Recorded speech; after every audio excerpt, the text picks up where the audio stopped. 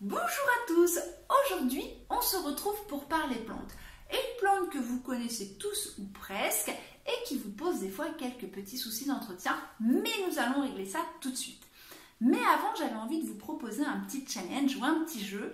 Si vous suivez la chaîne, je vous en parle de temps en temps, j'adore voyager grâce à vous quand vous me dites d'où vous venez, dans quel pays vous êtes ou dans quelle région. Alors n'hésitez pas à me mettre un petit commentaire et me dites je viens de telle ou telle région ou département ou pays. J'adore quand je voyage au Canada, en Turquie, au Maroc, dans le nord, dans le sud. J'adore, alors faites-moi plaisir, faites-moi voyager et dites-moi où vous êtes. Mais en attendant, promis, je vous explique tout sur le Dieffenbachia. Alors c'est parti, je vous en dis plus.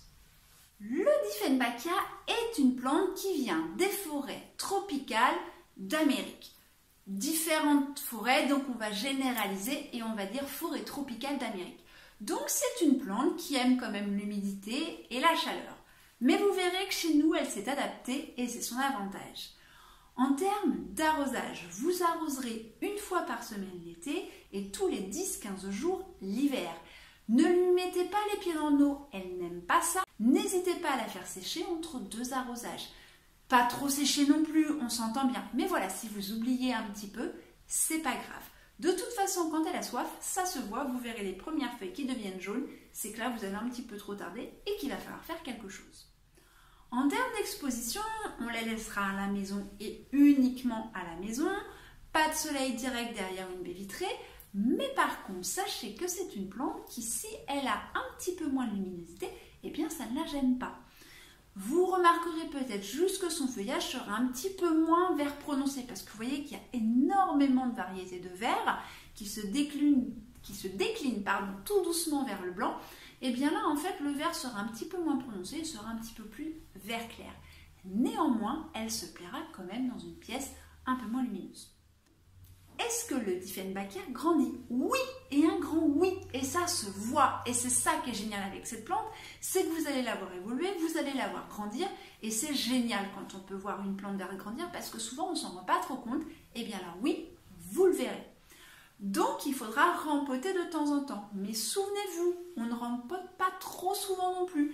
Il faut que vous vous rendiez compte que les racines ressortent du pot ou au-dessus, que vous commenciez bien à voir les racines ou que vous vous rendiez compte qu'elles ne poussent plus. Et là, et seulement là, vous rempotez.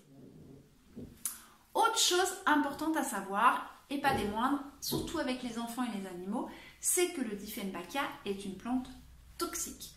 Pourquoi? Vous remarquerez peut-être que des fois, il y a des petites gouttes qui se forment au bout du Dieffenbachia, c'est ça qui est toxique.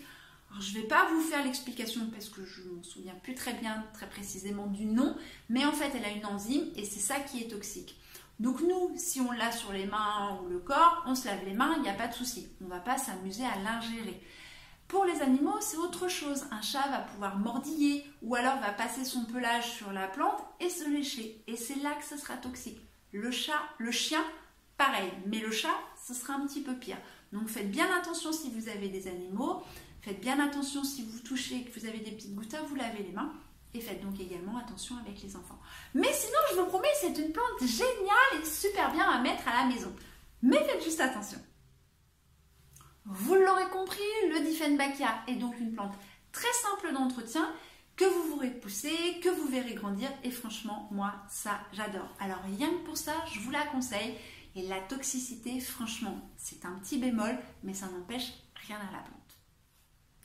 J'espère que cette vidéo vous aura permis de mieux comprendre comment entretenir votre Dieffenbachia, comment l'exposer ou le mettre et surtout comprendre comment l'arroser sans vous prendre la tête. Je vous dis à bientôt pour de nouvelles aventures florales.